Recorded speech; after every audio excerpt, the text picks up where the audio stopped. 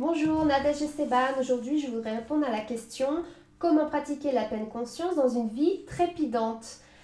Alors, par rapport à cette question, il y a deux éléments. Donc, la première chose, c'est de rappeler que la pleine conscience se pratique principalement de deux manières. La première manière est la méditation de pleine conscience et la deuxième manière est l'intégration de la pleine conscience durant vos activités quotidiennes.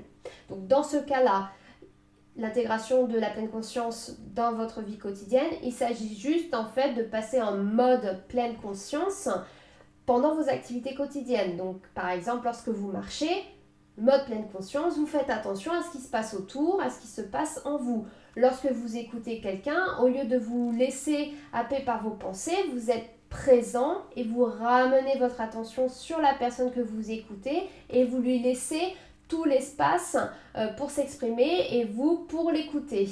Donc ça, c'est une première chose. Donc dans ce cadre-là, finalement, tout le monde peut pratiquer la pleine conscience.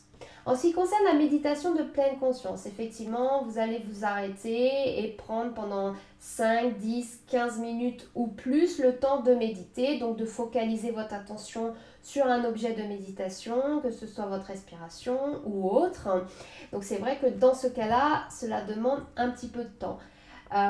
Ce que je préconise donc pour les débutants, et je l'ai déjà dit, c'est de commencer avec des sessions courtes, donc par exemple de 3 minutes, de 5 minutes, donc c'est déjà plus facile à intégrer.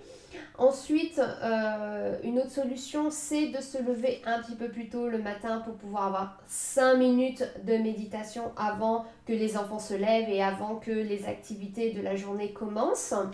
Cela peut se faire aussi le soir. Le risque avec le soir, c'est qu'on peut avoir aussi tendance à l'oublier. Quand c'est fait le matin, au moins, c'est fait.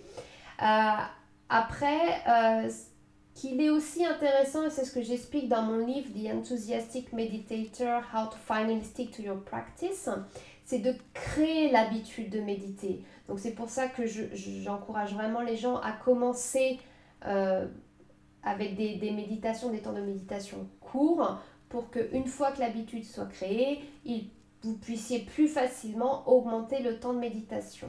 Voilà, donc c'est tout pour aujourd'hui. Je reviendrai sur cette question dans de prochaines vidéos. Bye!